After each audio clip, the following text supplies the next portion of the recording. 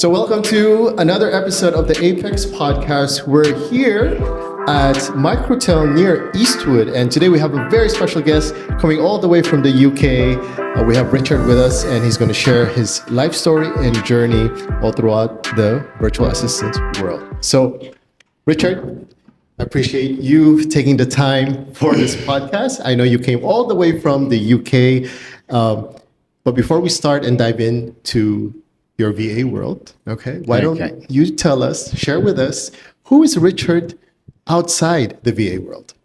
Great first question. Before I answer that, though, Philippe, I'd like to just thank you for inviting me along. You know, I came all the way from the Philippines, from the UK to the Philippines because I heard what a wonderful podcast you were doing, and I really wanted to be on it. Oh, I deeply appreciate what you just said. Well, I'm glad you accepted my invitation, and it's wonderful. Yeah, happy to hear what you got to say. Okay, well, thank you. So, who's Richard Evans? Wow, that's a really good question to kick off with. So, outside of work, I like lots of things. So, some of my hobbies, first of all, I'll tell you some hobbies. So, I love cooking. I love food. And my partner, Mary, who's sat here today, I'm always under her feet in the kitchen. We fight over the cooker, and she does quick stuff and I do long stuff. So like I'm in the kitchen for like 3 or 4 hours doing what I need to do. So I love cooking, I love eating. So I just told you I live with Mary, my partner, and we have the pitter patter of tiny feet in our house. Oh wow. Henry, he's our chihuahua.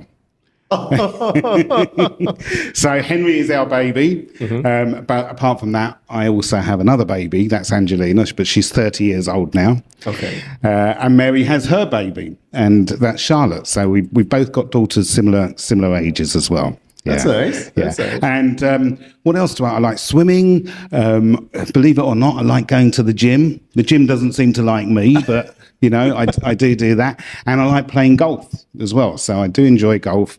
I take the long way around the course, I must say. You know, there's lots of zigzagging going along. Yeah. But yeah, they're the sort of things that I like to do when I'm not working. Can you share with us what's your best meal that you love cooking? Oh, curry and rice. It has to be Indian, yeah. In fact, my dad was born in Burma. Really? Yeah, that's right. So his mother's Burmese, so he was pretty much raised on curry, and so was I. Yeah, so I love cooking curry. Oh, and eating it. I'd love to taste some of your cooking sooner or later when you have the time. Next time I come over, I'll bring you some. Oh, that'd be awesome. And apart from cooking, you said you go to a gym, you play golf. Have you tried the Filipino food? Yeah, and I love it. What's your favorite one? Oh, pork belly. Oh, I love pork belly. Yeah, and we don't have that much of it. So in the UK, they believe that fat is bad for you, and it's going to give you heart disease, and it's going to kill you. So we tend to cut the fat out of the food when we cook it. Mm-hmm. But of course here, it's very much adding flavour to the food. So yes, I really love the pork belly. Well, you better watch your cholesterol every time you come to the Philippines. Know, yeah. And is this the first time that you come over? This is the second. So when I first set up VaVaVoom, it was always my dream to put on events within the Philippines. And that was only, when did I set up VaVaVoom? 2018. Mm-hmm. And then, of course, I was planning to come over. We went into the pandemic, so that put an end to that. So I did come over. We did the first event January last year. So we're now on the second. What are the things that you love about Filipinos in general and the Philippines? So the culture is very, very different here to at home. And when I took on my first Filipino VA, I pretty much immediately fell in love with Filipinos because your culture. I think you're such wonderful, warm, caring people. You know, you really care about other people, and yeah, I think you're just so much warmer than we are in the UK. Obviously, you know, I'm generalising to a large extent. But you care about people. You are very, very sensitive, very polite. You know, in the way you deal with people. Whereas in the UK, we're much faster, we're much quicker. You know, we're running around from one thing to the other. We find it hard to relax, and I think because of our history, our culture, we tend to be very guarded. Right. We're not very open. And so that is again, it's something that within your culture, I love that warmth, and I just really love being here in the Philippines, and you know, I just only want to be working with virtual assistants from the Philippines. That's wonderful. Thank you for sharing. Let's dive deep into your virtual assistant world. I'd say this because from what we've figured out is VaVaVoom is now a very big agency. You guys cater to many clients, and you guys have at least, I think, more or less more than 100 VAs under your wing. What made you decide that you wanted to start an agency? So great question. So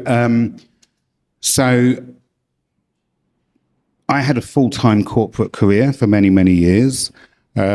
And I was quite successful in that corporate career. And at the same time, I was building a property portfolio over the years. And it was 2017 that I decided that I wanted to give up the corporate world. I'd had enough of that. And I wanted to focus on scaling and growing my property business.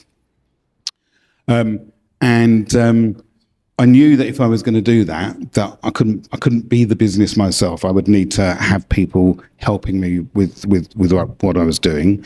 And only 2017, I'd heard of this concept of virtual assistants, really? Having people working virtually. 2000s before that, I'd never even heard of what a virtual assistant was. In fact, I went to a networking meeting. Okay. I think it was actually the back end of 2016. And I went to a networking meeting and I met a lady there and I said, so what do you do? And she said, I'm a virtual assistant. And I said, what's that then? And she had to explain to me the concept of VAs. And then I heard, because one of the problems in the UK is that everything is so expensive. Okay, so our cost of living is very, very high. And because the cost of living is so high, people have to have high salaries in order to cover that.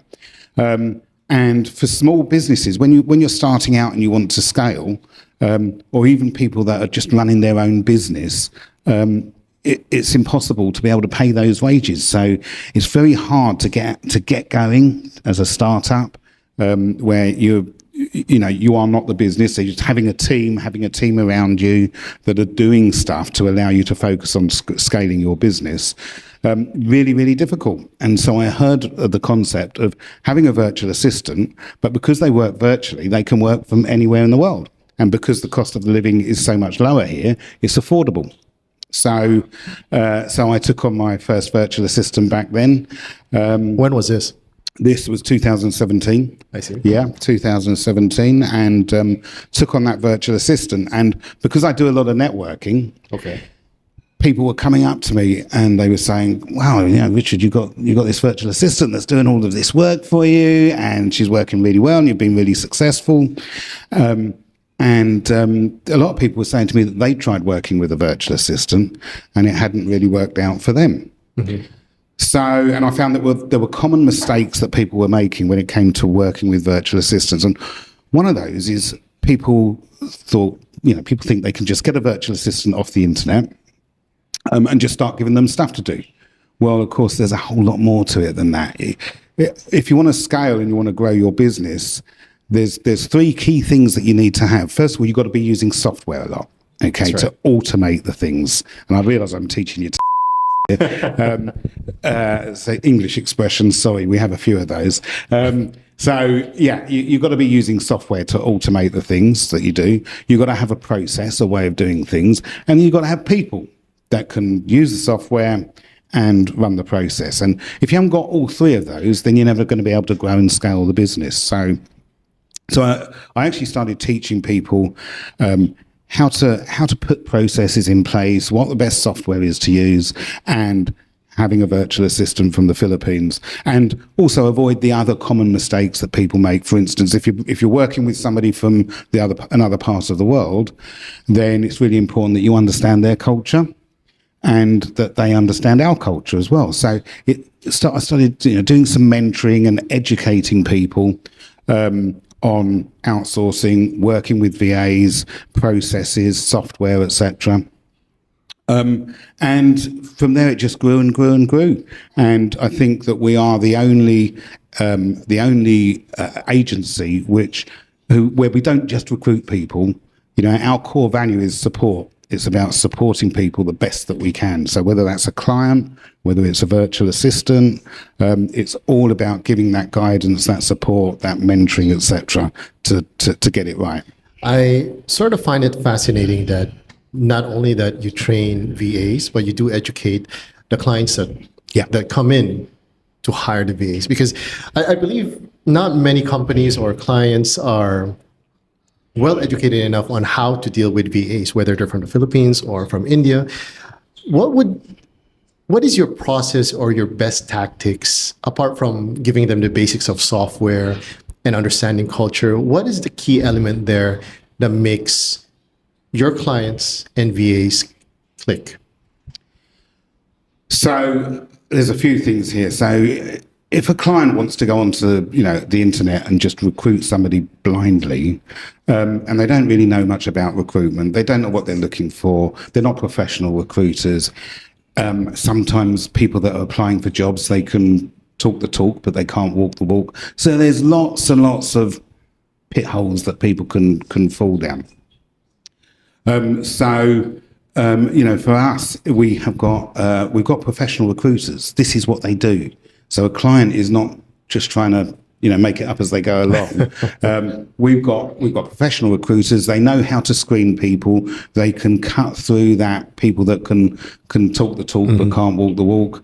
And we literally get hundreds of applications every month from people that want to be virtual assistants. And we have a great screening process, and we have a great training process.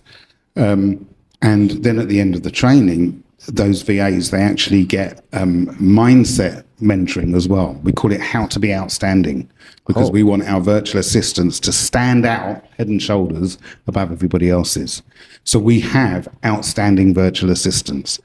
And again, applying that same education and knowledge to the customers as well. And customers, they get access to, are you familiar with Kajabi? A video vault with lots of tutorials and information on outsourcing and working with virtual assistants. And they all get mentoring as well on how to get it right, how to avoid those common mistakes. So, that is really, that's what sets us apart from everybody else. It's pretty interesting.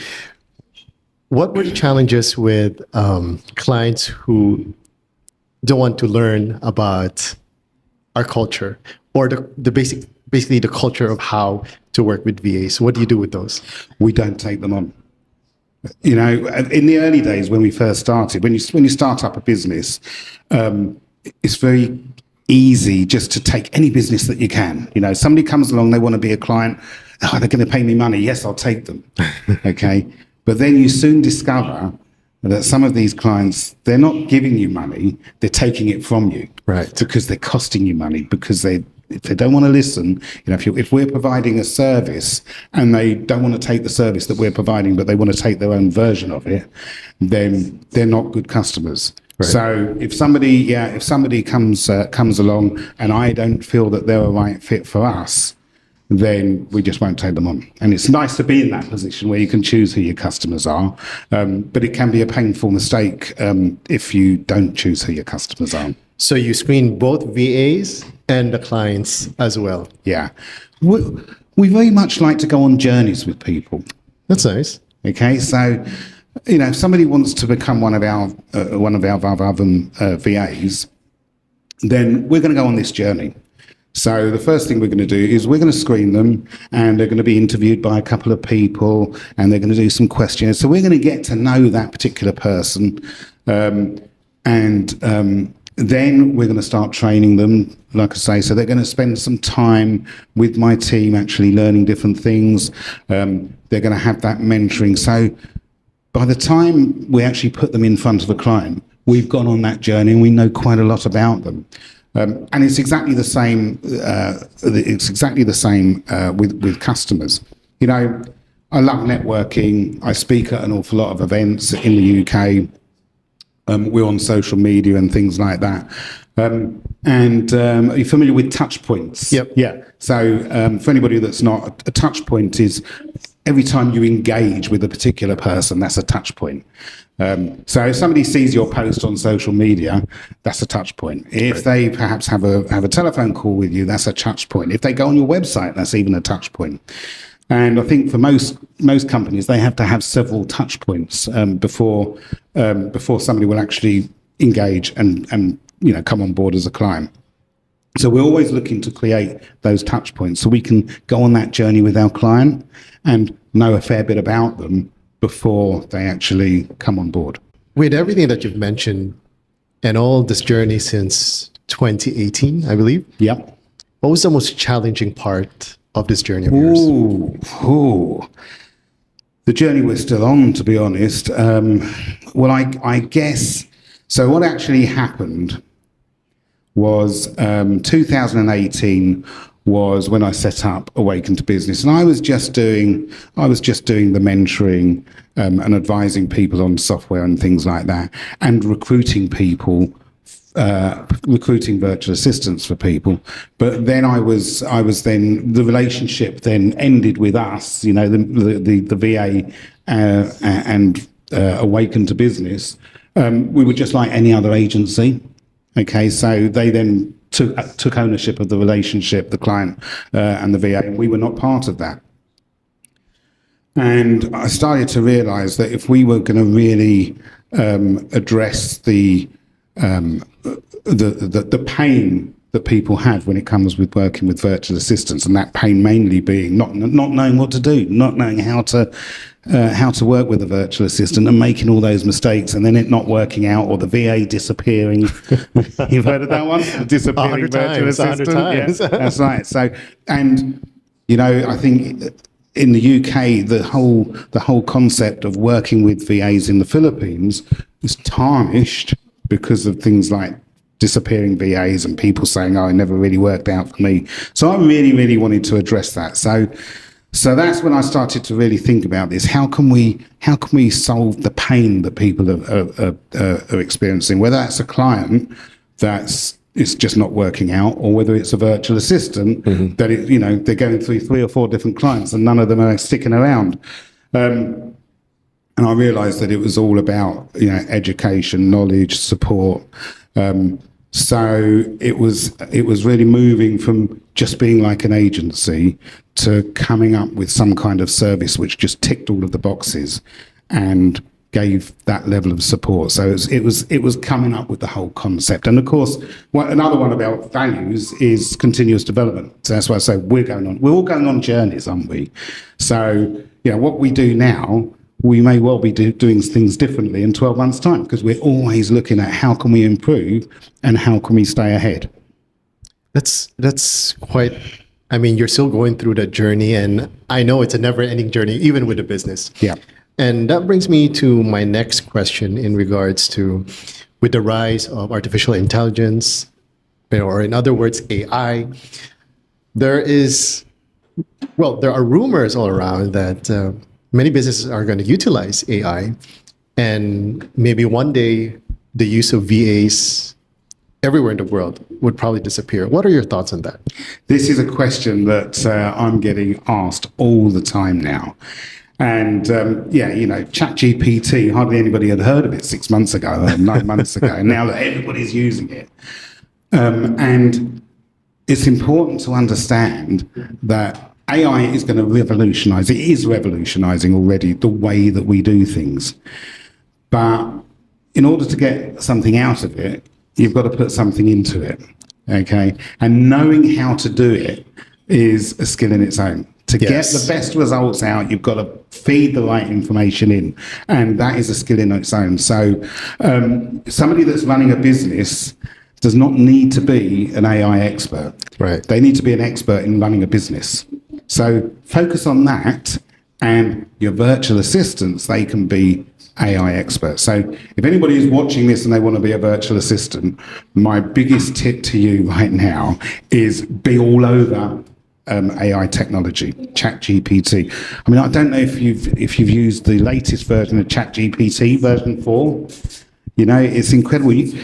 I'm in the car and I'm having conversations with a bit of AI software. It's ridiculous. But no, you know, mastering it, learning about that will, as a virtual assistant, you know, you're gonna develop a whole load of new skills which will make you massive value to a company. So yeah, really important. And I believe with the stages of AI as of now, they still rely on human input. Yeah. They rely on parameters. But just like you said, people need to know how to input those parameters just so they could get the best results. That's right. Now, for virtual assistants under VaVaVoom or anyone in the world, what are the resources or what are your advice or recommendations on how to start using AI? Like, where do they go? Where do they start? What do they learn? We live in this digital age, and there is just so much information out there to improve your knowledge, you know, and you can pay for it. There are AI courses, the software providers. You look at what the various different software providers are, and they will train you. They will make you an expert on their particular piece of software. So, really important, whoever you are, to invest time in getting knowledge. Okay, so doing the research, looking at what's out there, looking on YouTube. You know, there's so much information on YouTube, and it's all free. That's correct. Yeah. But in terms of AI, I think the content online is sort of limited to AIs being dangerous because of replacing jobs. How do you think VAs can utilize ChatGPT or Gemini or any other AIs, image generating? How can they use this in terms of building up their upskilling? Yeah, so in order to upskill, if it's something like ChatGPT, Gemini, one of those, okay, they'll train you. They will show you the best way to use their software. Get on their mailing list, and you'll be bombarded with information from them on how to do it.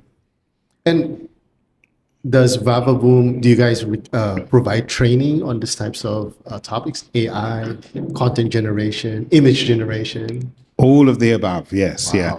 yeah. We provide training. We provide free training. So if you have applied to VaVaVoom and you've been successful, we will train you on any niche that you want to specialize in. So using AI, graphic design, we do apprenticeship programs where people they will spend time within the team, various different departments, doing different things. We have internships. You know, we want virtual assistants to be the best of our virtual assistants to be the best of breed. So we're not going to charge you for that. We will train people free of charge so that you are going to be the best that you can be, and then you're going to give maximum value to that client. And then what's going to happen, not only are you then going to be, the client is going to go, wow, I've got this outstanding virtual assistant from VaVaVoom, but they're going to go and tell other people as well. And, you know, you said, you know, we've got a lot of VAs working for a lot of clients. We don't do any paid advertising or anything like that. We get our business through word of mouth. Referrals, yeah. Do you think upskilling to AI skills and knowledge would be the top paying VA position of an agency? It certainly would be one of them. I don't think it would necessarily be the top one. I think that it's really good to niche. Okay, so you can be a general VA, and everybody's going to really start off when you start off being a virtual assistant, being a general VA, doing admin type tasks that are quite easy to learn, and you're going to be providing massive value to client because you're doing time consuming repetitive tasks. That's the place for most people to start. But as you start to do these things, start to recognize what you're really good at and what you really enjoy. You know, people enjoy what they're good at, and they're good at what they enjoy. Okay, so start to think about what are the things that where are my strengths and where are my weaknesses. Recognize your weaknesses and focus on your strengths and develop a niche. So that could be artificial intelligence if you are sort of technically minded. It could be AI, but it may be something else. You know, it could be that if you really love numbers, you know, it could be doing bookkeeping, something like that. With AI. With AI, yeah. And the bookkeeping software is it's starting to use AI technology within it. But it's sort of sitting there in the background, unlike ChatGPT, which is, you know, it's known as being AI software. You've got other, like accounting software such as Xero, where, you know, they don't necessarily talk all the time about AI, but it's using AI technology within it. So just, what do I enjoy? What do I like doing? And then niche in that and develop advanced skills, and then you're going to become a top paid and PA. It's pretty known that most software companies these days, even with project management softwares like Trello, even the simplest ones, they started integrating AI into their software. So I believe it's something that would be traditionally innate for anyone to learn it, because with tap of a button, everyone gets options of what do they want to do today. And it's as simple as that. My next question is, where do you see VaVaVoom in the next, I don't want to say 10 years, I think they're just too far off. I mean, in the next 5 years. So it's really, really important for us that I mentioned continuous development, okay? It's a difficult question to ask because we don't know exactly what's going to happen. You know, what we do know is in 5 years' time, everything will look very, very different to how it looks now. You know, it's looking very different to how it looked 12 months, 18 months ago. So what we have to do is we have to make sure that we're ahead of the game, and that we are watching the space. We're looking at AI. We're looking at how we continuously develop. We're sticking by our values, our core values, and we're developing support. We're doing more training. We're helping more people provide value for what the market is demanding. Would you think VAs and generally would be able to compete with, in the next 5 years, 10 years, do you think to be able to compete with other professionals such as maybe accounting firms or accounting professionals, pharmacists? Do you think there's a potential of VAs surpassing their talents, skills in the real world? Do you know, what I can see is that there's going to be more demand on people in those sectors. Okay, so accountants are starting to say, you know what, we've got this office full of people here and we're paying them huge salaries, and all they're doing is they're sitting at a computer. So, and we're having to buy them a desk. They're occupying floor space. We're having to give them a phone. We're having to give them that computer. You know, so it's not just what you're paying people. We're paying tax on them and all sorts of. There's all these other costs, and more businesses. And it's actually often the switched-on businesses. The people like accountants, solicitors. One of our biggest clients is a firm of solicitors. Oh, and they're waking up and they're saying, you know what? We could have a much smaller office. We could save an awful lot of money. If we weren't paying somebody an extortionate salary because they've got to pay their rent in the UK, we could have somebody, and I'm actually going to say better. Okay, so we were talking about culture. You know, another reason why we love using Filipinos is because your commitment, your work ethic is so much better. You know, and forgive me, English people, for generalizing here. Often the attitude in England is, you know, I deserve this, I deserve that, I deserve a job. Okay, not, you know, I need to earn it. I need to earn my stripes. You know. Well, entitlement is all over the world. So well, there you go. But no, so I think that generally the attitude here is, you know, much more committed, much more hardworking, much more effort going into that. So people are, you know, businesses are saying, I can have somebody better that's going to cost the business less.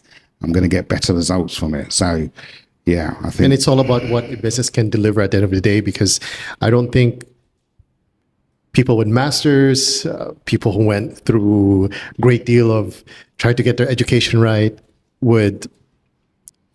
It's not that they wouldn't care at the end of the day, but it's what matters is if they're profiting, if their operational capital is or operational expenses on a monthly basis goes higher, goes lower. And I don't think virtual assistants is basically the number one solution, because a lot of businesses, even in other foreign countries, think that by hiring virtual assistants, they do save on operational expenses, but it doesn't mean that they're successful in trying to build their business in terms of scaling, profitability, and all that. So what would your advice be to those types of businesses that get the impression like, well, let's just hire a bunch of virtual assistants and let's just fire everyone else and have it solely remotely operated in the Philippines?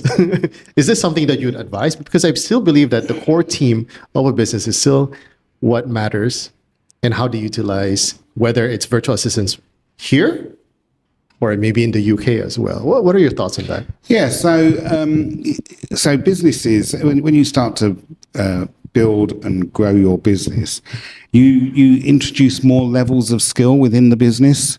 So as a business grows, you're going to need people in the UK, and you're going to need you can have people in the Philippines doing different things. So it really does I think depend on what the things are that need to be done. Obviously, so let's look at property. Okay, right. So when it comes to property management, there's a lot of things that can be done by a virtual assistant that's been trained and understands how to do the various different tasks that go with managing a property business. But then there's other things that, you know, they've got to be done locally. You've got to have feet on the ground. You've got to have people doing viewings. You've got to have maintenance people and cleaners perhaps and things like that. So, you know, your business grows. The range of tasks that you need to have done is going to grow, and you're going to introduce different layers to the business. When I first started working with virtual assistants, I told you I had one. Okay, now I'm talking about my core team here now. Okay, I had one VA. And soon that became 2, 3, 4, 5. And up to then, it was, you know, it would find me being a team leader. I don't like using the word manager. Okay, with managers, people do things because that's what they're told to do. Yeah. If you've got a good leader, people are doing things because they enjoy what they're doing and they want to do it. And they care. Yeah, they care. Yeah, that's right. So this is, you know, how we encourage our clients to work with their teams. So, you know, I would be the team leader. I had perhaps 4 or 5 different VAs doing different things. And I then needed to introduce another layer. And that is to have a team leader. So I could do less leadership and focus my time now not on leading the team, but on doing the stuff that only I could do. And then I started to have a number of different team leaders, and I was leading the team leaders who are leading their teams. So you can see how the business is growing and the layers are growing. And then a couple of years ago, I found that, you know, I was spending all my time leading the team leaders and not actually doing the things that I really should be doing, being the CEO of the company, having the vision. Then that's when I introduced a senior leadership team. In fact, I think you've interviewed Andrea, who's on the senior leadership team. She's quite a success story. She is a success story, yeah, and she absolutely deserves her success. Excuse me. So then introducing another layer, the senior leadership team, and yeah, it's like a pyramid. So it needs to grow organically, and I think also it's important that you are creating opportunities for people so they can see a career path that they can go on. So yeah, that's also very important. That's very great, very insightful actually. And last time I got to interview Andrea on the podcast, she did mention that your expansion, you guys have plans on expanding locally. So we have like VaVaVoom Philippines. When is this happening? VaVaVoom Philippines. Yes. Say. When is this happening? Well, we got VaVaVoom Philippines. VaVaVoom.ph. Yes. Legally speaking, you're going to set up shop. Yes.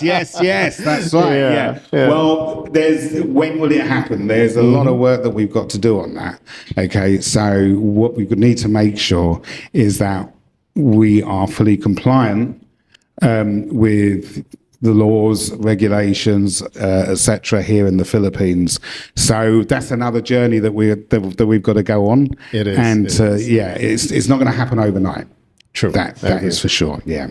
Yeah. There are, even with the laws here in the Philippines, it's quite, would say challenging, and also the adjustment. But if this ever happens, it becomes an opportunity for even Filipinos, because I'm not sure if you're familiar with Filipinos working overseas as whether skilled workers or non-skilled. Yeah.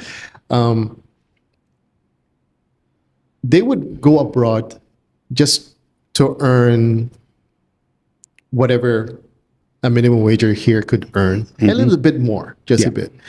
And they're away from their families. The only reason that our government loves this type of setup is because they're bringing in good money into the country. Home. Yeah. Not realizing that remote workers and VAs are bringing 10 times more the opportunities.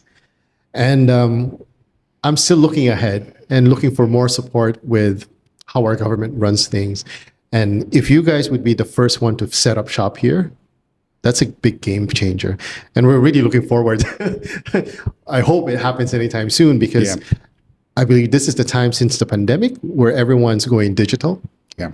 Everyone's accepting the fact that VAs are on the rise. And I think it'll be on the rise in the next 10, 20 years. Our leading industry here that works basically remotely are call centers, BPOs. And I do believe that VAs are a game changer for that industry, because a lot of the workers out there, a lot of the workforce in those companies are converting to VAs, thinking that becoming a VA is as easy as just applying to any type of industry. But like you said earlier, it's totally different ball game. So, Richard, thank you for this opportunity of meeting you in person, getting on this podcast. I appreciate all of the insightful things that you have mentioned, especially about AI, because I know that's going to help our community, help our industry. And is there anyone that you'd like to dedicate this podcast to, or this talk, to your friends, family, your team? Well, it's got to be the team. Okay, so VaVaVoom has been very, very successful. We're taking on new clients all the time. I said, we get our business comes from referrals. And without having an amazing team, that just would not happen. And Andrea, the rest of the senior leadership team, the team leaders, the VAs, one of the things that we really look for when we're recruiting is attitude. And, our team, the VAs working for clients, they've all got the right attitude. They embrace our values, and without having such a wonderful team, we just would not. We wouldn't be there at all. So it is absolutely down to the team. I'm just lurking in the background somewhere, being told what to do. They tell me what to do. I don't tell them what to do. Oh, wow. You build a really great team of leaders, and I'm sure you're heading there. You're heading to hopefully being one of the leading agencies locally, and we're excited for that. Before we end this session, give us like 1, 2, 3 of your words of wisdom to aspiring agency owners who want to put up a VA agency. Oh, wow. Aspiring agency owners. Okay, so the first thing, any business relies on its people. So if you want to create an agency and you want that agency to be outstanding, then you've got to have outstanding people within that business. So, and then you've got to retain those outstanding people, because outstanding people, they have ambition, they have drive, and they have commitment. And if you've recruited outstanding people and you can't give them what they need, then they're going to go and find somebody else that can. So anybody that is creating an agency, it's all about the people. Make sure that you have got the very, very best people, have very, very high standards. You know, when you hear about our people, you're hearing about a very small percentage of people that make it through. You're not hearing about, you know, the 90% that don't make it through. So if you're an inspiring VA, you need to be in that top 10% category, maybe even smaller than that. You need to be outstanding. You need to be the best version of yourself. If you're creating an agency, you need to be thinking about, who's my client? What's their pain? If I'm creating an agency, then I've got to make sure that I'm addressing that pain, and I've got to have the very, very best people. And don't copy what we're doing. Go and find your own way.